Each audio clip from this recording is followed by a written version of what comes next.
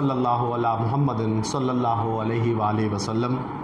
Welcome to the Biolish words. Students, हम tenses की series कर रहे हैं, टेंसेस मेड इजी, कि हम किस तरीके से टेंसेस को आसान और फ़हम अंदाज में सीख सकते हैं। इसी सिलसिले में आज जो लेक्चर है वो है जी पास्ट परफेक्ट टेंस। अच्छा बेटा, ये जो पास्ट परफेक्ट टेंस है, ये लफ्ज़ जो है ना बेटा, ये परफेक्ट, ये हम क्या कहते हैं जी, कोई भी चीज़ जो मुकम्मल होती है। मतलब किसी चीज़ को कोई आपसे दोस्त पूछे कि ये मेरा जो मैंने ये जो मॉडल बनाया ये क्या है, कैसा है, तो आप कहते हो जी परफेक्ट है, यानी कि हर लिहाज से मुकम्मल है। तो ये जो जुमला है ये भी परफेक्ट है, मुकम्मल है। अच्छा, अब आप ज़रा नोट कीजिए पास्ट परफेक्ट। अब पास्ट जो है ये क्या बताता है जी, माजी को।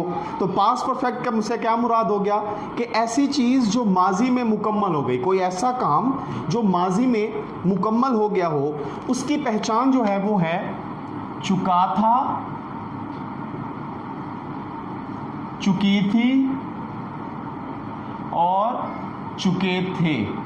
अच्छा बेटा, आपने इसमें गौर किया होगा कि आखिर में अलिफ, छोटी ए और बड़ी ए आ रहे हैं। इस बात को बेटा हम लोगों ने डिस्कस किया था पास्ट इंडेफिनेट में कि प्रेजेंट परफेक्ट, पास्ट इंडेफिनेट और पास्ट परफेक्ट टेंस, ये तीन ऐसे टेंसेस हैं जो किसी चीज़ के मुकम्मल होने के बाद है। अब जो चीज़ मुकम्मल हो गई वो क्या हो गई, माजी का हिस्सा बन गई। जैसे कि नाम प्रेजेंट परफेक्ट है, लेकिन उसमें ये होता है स्टूडेंट्स के ये चीज़ मुकम्मल हो गई है, तो इस एतबार से वो भी पास्ट का हिस्सा होता है। इसी तरीके से पास्ट इंडेफिनेट भी पास्ट का हिस्सा है और पास्ट परफेक्ट टेंस जो है वो भी पास्ट का ही हिस्सा है। इन तीनों जुमलों के आखिर में अलिफ, छोटी ए, बड़ी ए इस्तेमाल होते हैं और हम पास्ट इंडेफिनेट के लेक्चर में ये डिस्कस कर चुके हैं कि इनके दरमियान डिफरेंस कैसे होगा कि ऐसा काम जिसे गुज़रे हुए थोड़ा टाइम हुआ हो, जिसे मुकम्मल हुए थोड़ा वक्त गुज़रा हो, वो प्रेजेंट परफेक्ट। अब जो काम हो गया वो माजी का हिस्सा बन गया। अच्छा जी, फिर जिसे थोड़ा वक्त गुजर गया हो उसके लिए क्या है जी, पास्ट इंडेफिनेट। और जिसे बहुत ज़्यादा देर हो गई हो या ऐसे लगे कि काफ़ी वक्त हो गया है, वो पास्ट परफेक्ट। तो उर्दू में हम अगर उसे देखें तो माजी करीब, माजी वस्त और माजी बईद। अच्छा बेटा, ये जो पास्ट परफेक्ट टेंस है ये दो तरह से ये सॉल्व किया जाता है। तो आज हम इनके दोनों तरीके डिस्कस करेंगे। जो अब हम कर रहे हैं वो इसका फर्स्ट वन मेथड है, यानी कि इसका पहला तरीका आज हम यहाँ पर डिस्कस कर रहे हैं। अच्छा जी बेटा, इसमें उर्दू की पहचान तो हमने डिस्कस कर ली, और बेटा मैंने हर लेक्चर में ये बात डिस्कस की है कि ये उर्दू की पहचान सिर्फ और सिर्फ हमने इस नुक्ता नज़र से याद रखनी है कि ये जुमला पास्ट परफेक्ट टेंस का है, ये जुमला पास्ट इंडेफिनिट का है, ये जुमला पास्ट कॉन्टिन्यूस का है, सिर्फ और सिर्फ इस पहचान के लिए, ताकि हम एक्यूरेट एग्जैक्ट फार्मूला इस्तेमाल कर सकें। तो यहाँ पर बेटा जो फार्मूला है इस जुमले का वो है subject plus helping verb had plus verb की third form plus object plus adverbs plus full stop. अच्छा बेटा, अब ज़रा नोट कीजिएगा, ये जो सब्जेक्ट है ये क्या कहलाता है बेटा, ये कहलाता है डुओ, ये कहलाता है परफॉर्मर। ठीक हो गया जी।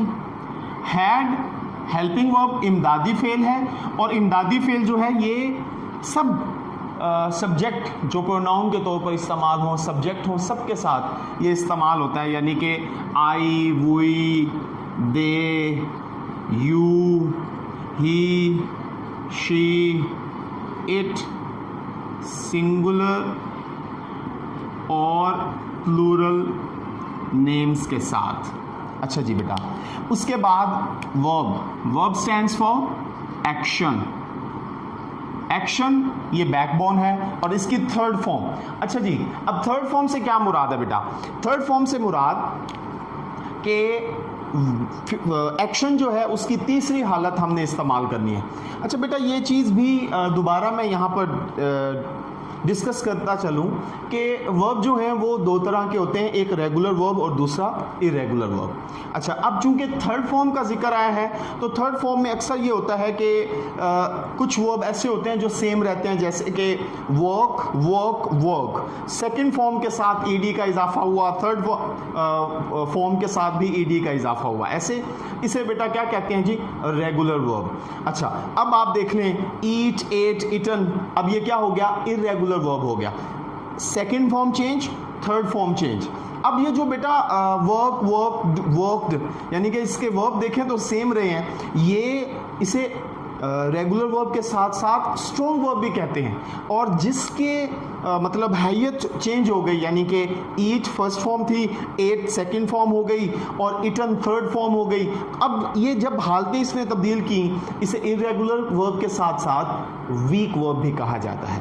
तो चूंकि यहाँ पर थर्ड फॉर्म है तो इसमें क्या होगा, हमें पता होना चाहिए कि कौन से वर्ब जो हैं उसकी सेकंड फॉर्म और थर्ड फॉर्म क्या बनेगी। अक्सर स्टूडेंट जो हैं वो गलती कर जाते हैं, तो मतलब बाय, बाइट, बाइट, ईडी लगा देते हैं, ठीक है जी। उसके अलावा पुट, पुटेड, पुटेड लगा देते हैं। अब बेटा यहाँ पर भी समझने वाली बात है कि कुछ वर्ब ऐसे हैं जो सेम रहते हैं, put, put, put, cut, cut, cut, ये तीनों, ये इस तरह के कुछ वर्ब्स हैं। तो अपनी वोकैबुलरी बढ़ाने के लिए बेटा हमें क्या कहते हैं जी, वर्ब्स जो हैं वो रेगुलर और इरेगुलर वो रिकॉल करने होते हैं, याद करने होते हैं, ताकि हमारी वोकैबुलरी जो है वो स्ट्रॉन्ग हो। चूँकि ये बैकबोन है तो उसके लिए हमें इसका आना बहुत ज़रूरी है। उसके बाद बेटा जी ऑब्जेक्ट है। Object stands for receiver. अच्छा, एक्शन को परफॉर्म करने वाला सब्जेक्ट, एक्शन को रिसीव करने वाला ऑब्जेक्ट। अच्छा बेटा, अब आ जाएं जी एडवर्ब्स पर। ये एडवर्ब्स क्यों ज़रूरी हैं? ये एडवर्ब्स इसलिए ज़रूरी हैं कि अगर ये एडवर्ब्स जुमले में इस्तेमाल नहीं होते तो पता है क्या होगा, चाहे उर्दू के उस जुमले के आखिर में ये पहचान ही क्यों ना हो, ठीक है, अगर ये एडवर्ब्स नहीं आते, इनमें से कोई भी एक, तो स्टूडेंट्स क्या होगा, वो जुमला पास्ट परफेक्ट टेंस के फार्मूले के मुताबिक सॉल्व नहीं किया जाएगा। उसकी एग्जांपल्स बेटा मैं अभी आपके सामने रखता हूँ। सबसे पहले आप आ जाएं जी एडवर्ब्स पर। पास्ट परफेक्ट टेंस के एडवर्ब्स कौन कौन से हैं? तो वो हैं बेटा टिल, ऑलरेडी, बिफोर। ठीक हो गया बेटा। तो ये चूंकि हम सिंपल डिस्कस कर रहे हैं तो सिंपल में क्या होगा जी, आखिर में फुल स्टॉप इस्तेमाल होगा। ठीक है जी। अच्छा बेटा, अब आप आ जाए जी, मैंने आपको एडवर्ब्स की बात कही थी। अगर फॉर एग्जांपल ये जुमला आ जाता है कि वो खेल चुका था। अब देखें बेटा, ये चुका था आ गया। चुका था कौन सी पहचान है बेटा? ये देखें, ये किस चीज़ की पहचान है? पास्ट परफेक्ट टेंस की। यानी कि उर्दू में हमें कैसे पता लगेगा कि ये क्या है जी? चुका था आ गया, तो ये कौन सा जुमला है? पास्ट परफेक्ट का। अब हमें किसके मुताबिक बनाना चाहिए? इसके मुताबिक बनाना चाहिए। अब ज़रा नोट कीजिएगा, ही हैड प्लेड। ठीक है जी। अब इस उर्दू के बिहाफ पे हमने क्या किया, इस जुमले को इस फार्मूले के मुताबिक बना दिया। अब इसमें देखिए बेटा, ये क्या है? Helping verb. ये क्या है जी? वर्ब। अच्छा जी, इस वर्ब को परफॉर्म करने वाले ये हो गए, तो ये क्या कहलाएंगे? सब्जेक्ट। अच्छा, अब देखिए ज़रा, ये सब्जेक्ट, ये हेल्पिंग वर्ब, ये वर्ब। ऑब्जेक्ट के साथ मतलब कुछ जुमले ऐसे होते हैं जिनमें ऑब्जेक्ट होता है, मतलब ज़्यादातर जुमले, लेकिन कुछ ऐसे जुमले होते हैं जिनमें ऑब्जेक्ट नहीं भी आता तो भी फिक्रा मुकम्मल हो जाता है। लेकिन मैंने अभी आपको अर्ज़ किया बेटा कि ये जो एडवर्ब हैं ये अगर इस्तेमाल नहीं होंगे तो चाहे उर्दू के आखिर में चुकाथा है, लेकिन हम उसे इस फार्मूले के मुताबिक नहीं करेंगे। अब ये जुमला गलत तस्वुर होगा। क्यों? क्योंकि इसमें एडवर्ब इस्तेमाल नहीं हुआ। अब अगर यहां पर हो जाए कि वो पहले ही खेल चुका था, अब देखेंगे जी क्या आएगा जी, ही हैड ऑलरेडी प्लेड। अब देखिए बेटा, अब क्या हुआ, प्लेड आ गया वर्ब। अच्छा जी, किसने खेला? इसने। ये क्या हो गया? सब्जेक्ट। ये क्या हुआ? Helping verb. और ये क्या हो गया? एडवर्ब। अब आप लोगों को ये बात वाज़ेह हो गई होगी कि अगर उर्दू के आखिर में, स्टूडेंट्स, अगर उर्दू के आखिर में चुकाथा आ जाए तो हमने फ़ौरन से पास्ट परफेक्ट टेंस समझकर उसका फार्मूला इस्तेमाल नहीं करना। बहुत सारी वजूहात में से एक ये भी वजह है कि मैं आप लोगों को उर्दू के ऊपर ज़्यादा फोकस करने के लिए नहीं बोलता। आप सिर्फ़ और सिर्फ इसको इस हद तक रखें कि अगर आप कहीं पर पैसेज पढ़ते हैं तो आपको फ़ौरन से आप पिक कर लीजिए कि ये चुकाथा आ गया है, या अलिफ, या छोटी है, या बड़ी ये आ गया है, तो आप क्या करेंगे? उसे पास्ट परफेक्ट टेंस में कर लेंगे। ठीक हो गया? सिर्फ और सिर्फ इस पर्सपेक्टिव से। अब स्टूडेंट्स जो हैं वो क्या करते हैं जी, इस जुमले को देखते हुए फ़ौरन इसमें बना देते हैं, लेकिन इस चीज़ को वो फोकस नहीं करते कि इसमें एडवर्ब्स में से कोई भी एक एडवर्ब नहीं आया, तो वो क्या करते हैं जी, ये जुमला गलत हो जाएगा। तो फिर वो क्या करते हैं जी, गलत जुमला लिख देते हैं। अगर जब तक एडवर्ब नहीं होगा तो हम उसे उर्दू के होने के बावजूद भी नहीं करेंगे। अब बेटा मतलब अक्सर स्टूडेंट्स जो हैं वो ये क्वेश्चन करते हैं, सर अगर इस तरह की कैफियत आ जाए, मतलब कि उर्दू में चुकाथा, चुकी थी, चुके थे, या फिर अलिफ छोटी है बड़ी है, इस चीज़ को जाहिर करें कि ये काफ़ी देर पुराना वक्त है, यानी कि पास्ट परफेक्ट टेंस में इस्तेमाल होना चाहिए, तो वो उसके मतलब उनमें अगर एडवर्ब नहीं आता तो वो किस तरह उसे सॉल्व करें? तो बहुत ही आसान बेटा, अगर एडवर्ब में से, इन एडवर्ब्स में से कोई भी एक एडवर्ब इस्तेमाल नहीं होता तो आप चाहे उर्दू में आखिर में, मतलब उर्दू जुमले के अंदर आखिर में चुकाथा था, आप उसे बेटा पास्ट इंडेफिनिट में कर देंगे। तो वो पास्ट इंडेफिनिट क्या है जी? He played. अब उर्दू में चाहे चुकाथा था, लेकिन आप बेटा क्या करेंगे? उसे पास्ट इंडेफिनिट में ले जाएंगे। और क्यों ले जाएंगे? क्योंकि एडवर्ब्स में से, इन तीन एडवर्ब्स में से कोई भी एक एडवर्ब इस्तेमाल नहीं हुआ। अच्छा बेटा, ये तो थी पास्ट परफेक्ट टेंस की दो टाइप्स में से पहली टाइप। ठीक हो गया बेटा? एक तो ये है। अब इसकी हम दूसरी टाइप पे फोकस करेंगे। इसकी सेकंड टाइप जो है बेटा, वो क्या है? सेकेंड टाइप बेटा जी इस तरह है कि डॉक्टर के आने से पहले मरीज मर चुका था, या हम पॉजिटिव लेते हैं, डॉक्टर के आने से पहले मरीज सेहतयाब हो चुका था। अब इसमें बेटा दो जुमले हैं, एक, दो। अब अगर आप यूं समझ लीजिए, मैं आपको बताता हूं, before the doctor came the patient had recovered. अच्छा बेटा आप देखें, ये दो जुमले हैं। अच्छा, ये इस तरह भी लिखा जा सकता है और इस तरह भी लिखा जा सकता है। The patient had recovered before the doctor केम। अब ये है बेटा सेकंड टाइप। इसमें जुमला एक है, दो बातें हैं, number one, number two, number one, number two. अब मैंने ये दोनों तरह से इसलिए लिख दिया है कि समझाते हुए स्टूडेंट्स जो हैं वो एक बात को समझ लेते हैं, तो अगर उससे हट के बरअक्स दूसरा जुमला आ जाए तो वो कंफ्यूज हो जाते हैं। अच्छा, अब क्या होगा कि ये पहले भी आ सकता है, ये बाद में भी इस्तेमाल हो सकता है।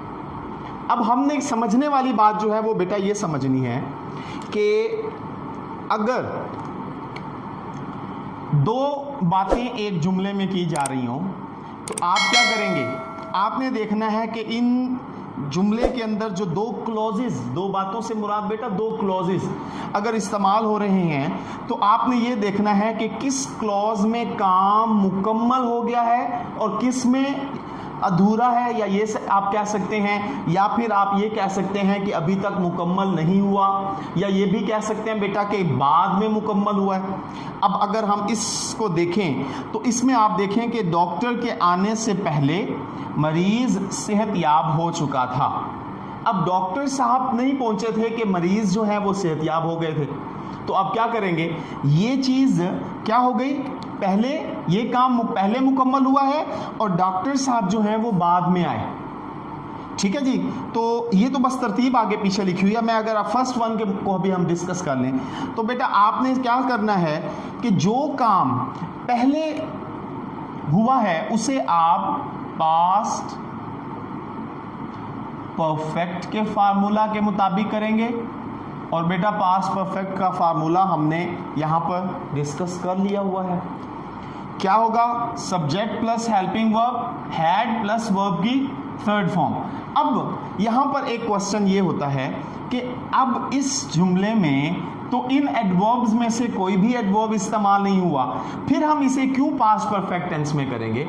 तो बेटा ये जो सेकंड टाइप है उसमें हमने इस चीज़ को नहीं देखना, क्योंकि ये अपने अंदर दो टेंसेस लेकर आ रहा है। दूसरे क्या, ये देखें, जो बाद में मुकम्मल हुआ है उसे हमने क्या करना है, वर्ब की सेकंड फॉर्म। अब ये बेटा कौन सा लेक्चर में था, yes, past indefinite. Past indefinite में हमने क्या डिस्कस किया था कि सब्जेक्ट के बाद वर्ब की सेकंड फॉर्म इस्तेमाल होती है। तो सेकंड फॉर्म से क्या मुराद है कि जहां पर भी सेकंड फॉर्म आएगी वो पास्ट इंडेफिनिट कहलाएगा। तो ये जो बाद में मुकम्मल होगा उसे हम किस टेंस में करेंगे, पास्ट इंडेफिनिट में, और जो पहले होगा उसे हम किस में करेंगे, पास्ट परफेक्ट में। तो पहले टाइप के अंदर तो बेटा ये चीज़ फोकस करनी है आपने कि एडवर्ब्स आने ज़रूरी हैं। दूसरी टाइप के अंदर चूंकि इसमें दो टेंसेस एक जुमले में आ रहे हैं इसलिए एडवर्ब्स के ऊपर तवज्जो देने की ज़रूरत नहीं है। जुमले में इस्तेमाल किया भी जा सकता है, जैसे कि आप देखें कि इधर बिफोर का भी इस्तेमाल किया हुआ है। ठीक हो गया। तो अब समझने वाली बात यह है बेटा कि ये जो दूसरी टाइप है ना पास्ट परफेक्ट टेंस की, उसमें दो जुमले होंगे। जैसे कि आपके आने से पहले मैं सो चुका था।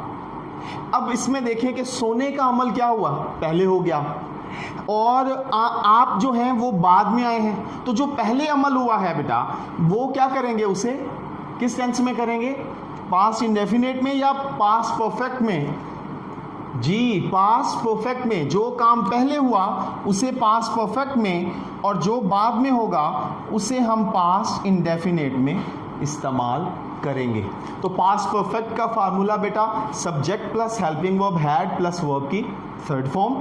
पास्ट इंडेफिनिट का फार्मूला ये पास्ट टेंस में भी हम इस्तेमाल कर चुके हैं, उस लेक्चर में भी सीख चुके हैं हम। तो उसमें क्या आएगा बेटा, सब्जेक्ट के साथ वर्ब की सेकंड फॉर्म इस्तेमाल की जाएगी। और अब आपने बेटा क्या करना है कि पास्ट परफेक्ट टेंस का जो सिंपल है ये वाला फार्मूला, इसको प्रिपेयर करना है आपने। अच्छे तरीके से रेडी करके फिर इसके एटलीस्ट 5 सेंटेंसेस बनाइए।